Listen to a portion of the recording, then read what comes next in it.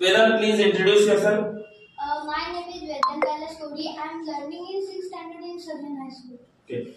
Tell me something about your family. There are 4 members in my family, including me. My mother is housewife and I have one younger brother.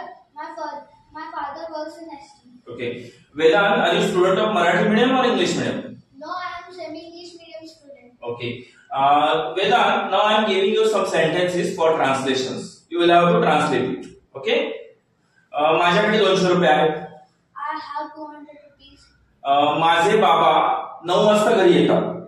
9 वाजता घरी येतात. My father come at 9 o'clock.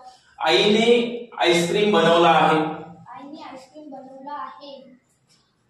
Mother has made ice cream. Okay.